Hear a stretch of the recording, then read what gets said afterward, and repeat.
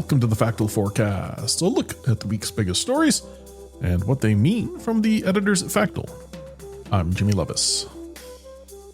Today is February 12th, and in this week's forecast, we've got an energy crisis in Ukraine, the Munich Security Conference, Lunar New Year celebrations, former South Korean President Yoon's sentencing, and the National Governors Association meeting at the White House. You can also read about these stories and more in our weekly newsletter, which you'll find a link to in the show notes. Up first, we'll take a look at the energy crisis currently facing Ukraine. For more on that, I've got fellow Factal editor, Alex Moore. Hello, Alex. Hello, Jimmy. Thanks for your time today. Always happy to have you on to talk about Ukraine, but, especially now considering the energy crisis. So to start, can you maybe give us a bit of a recap on what's happening?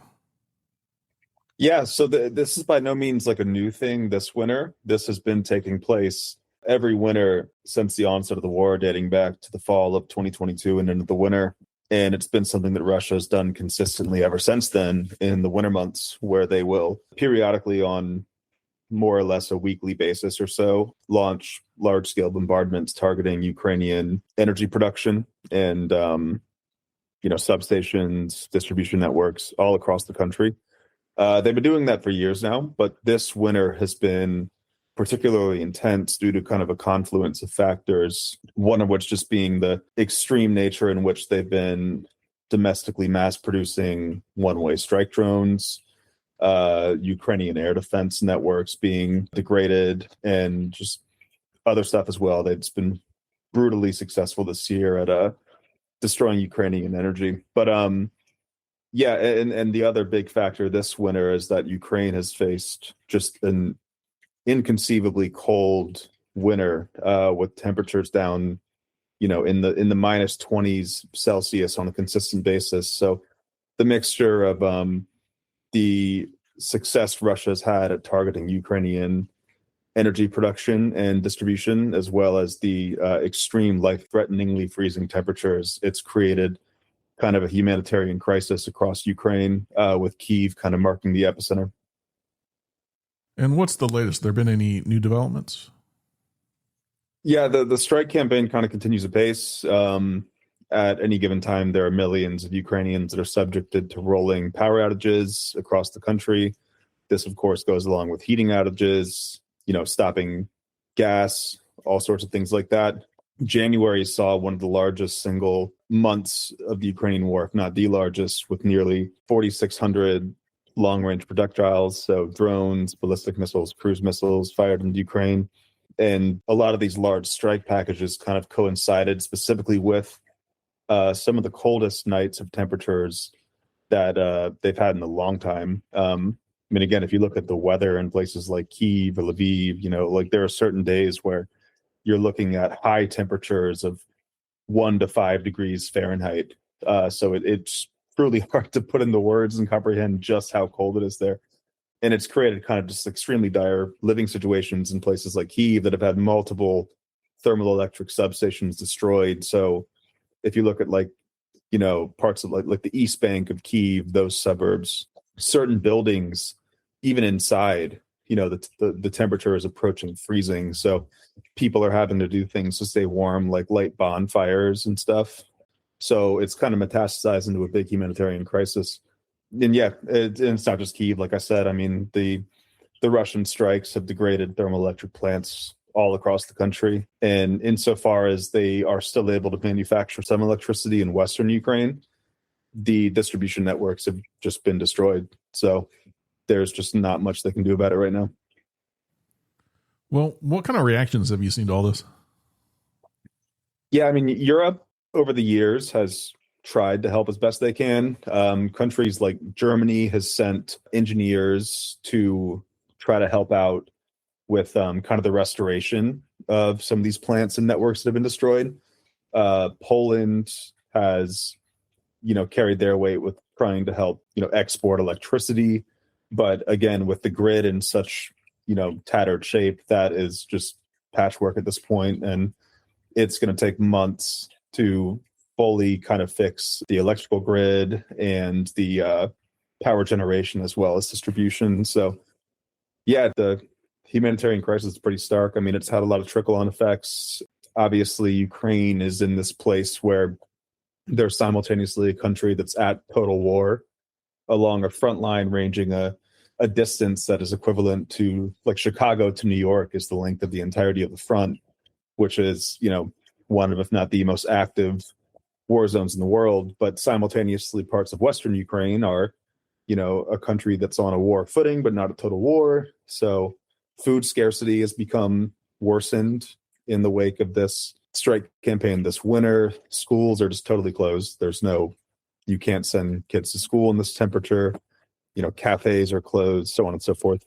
So, yeah. Well, considering all that, what do you think folks ought to be watching for next then? Yeah, I mean, the mayor of Kyiv the other week kind of called for residents to evacuate, which 600,000 or so of them did. It's possible we could see further evacuations from cities like Kyiv. As part of the winter strike campaign, Russia has been relying a bit more on kind of higher level missiles in their arsenal, like the Zircon missile. They've been launching more from the Caspian Sea and areas of the Black Sea that can still operate naval vessels in. We've seen them launch the Oreshnik missile, the intermediate range missile at Lviv recently. So they're digging kind of deeper into the bag for some of these strike campaigns, and these are weapons that are extremely tough for the Ukrainians to intercept. The Ukrainians, for their part, of course, have in turn successfully waged, and we've talked about this in the podcast in the past, a strike campaign of their own targeting the Russian oil and gas industry. So we continue to see very broad reporting that the Ukrainian and Russian sides could potentially agree to some sort of mutual cessation of long-range strikes on both sides. But thus far, that's something that Russia seems to have not been willing to do. So in the interim, I guess we just have to hope the weather improves there. Well, Alex, as usual, this is where we'll have to pause for today, but thanks again for your time and for keeping us plugged in on what's happening in the war. Always appreciate you. No sweat. Thanks, Jimmy. The 62nd Munich Security Conference starts in Germany on Friday. It comes as security in Europe looks increasingly precarious as Russia's full-scale invasion of Ukraine enters its fifth year and transatlantic relations falter. At last year's conference, U.S. Vice President J.D. Vance delivered a speech that was highly critical of European powers, alleging restrictions on free speech and, quote, opening the floodgates to mass migration. This year is expected to be no less divisive. Over the past year, the White House has increased calls for Europe to play a greater role in ensuring its security and shown readiness to implement punitive tariffs on its traditional allies. Secretary of State Marco Rubio will lead the U.S. delegation this year, while more than 50 other world leaders are expected to attend. Now, the Munich Security Report signals U.S. President Donald Trump's wrecking ball politics as a growing source of tension between Europe and its traditional transatlantic partner. At the beginning of this year, Trump's repeated claims that he needs Greenland for America's security sent shockwaves through Europe. While that crisis appears to have de-escalated for now with Trump's announcement of a future deal, Europe and America's approaches to collective security continue to diverge. As the anniversary of Russia's full-scale invasion of Ukraine approaches, European powers continue to question Trump's pursuit of peace, raising concerns over a potential peace deal that would be overly favorable to Moscow. Multiple Asian countries will be celebrating the start of the Year of the Horse on Tuesday. Known as the Spring Festival in China, Solal in Korea, and Tet in Vietnam, Lunar New Year is a major holiday celebrated in parts of East and Southeast Asia. The dates of the holiday differ slightly each year, falling between January and February, according to the lunar calendar, which is based on the cycles of the moon. Asian countries and the diaspora communities around the world will welcome the new year with family gatherings, assorted traditions, and cultural events during this period. Now, China's annual travel rush during the Spring Festival, often described as the world's biggest human migration, already started last week. With the extended 9-day public holiday this year, the government estimates a record high 9.5 billion trips will be made during the 40-day period around the festival. Next Thursday, a South Korean court is scheduled to rule in the insurrection case against former President Yoon Suk-yeol. As you may recall, Yoon declared martial law in December of 2024, citing a need to protect the state from North Korea and anti-state forces. Yoon was subsequently removed from office following a constitutional court decision. That court ruled that he violated the country's constitution by mobilizing state forces to, quote, obstruct the exercise of legislative authority. He faces several pending court cases, having already been sentenced to 5 years just last month.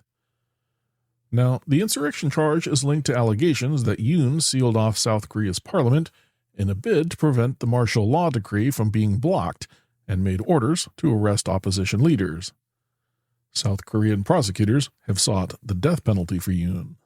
Though capital punishment is legal in South Korea, the last known state execution was carried out in 1997, making it unlikely that Yoon would be executed even if he is sentenced to death.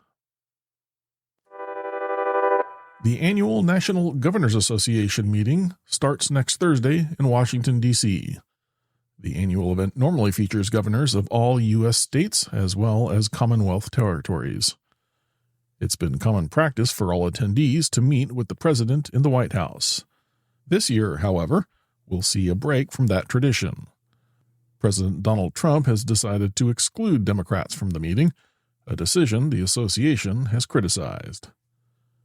Now, while the White House did not provide an explicit reason for the decision, last year's meeting featured a notable exchange in which Maine Governor Janet Mills confronted Trump over her state's decision not to comply with Trump's orders targeting transgender athletes.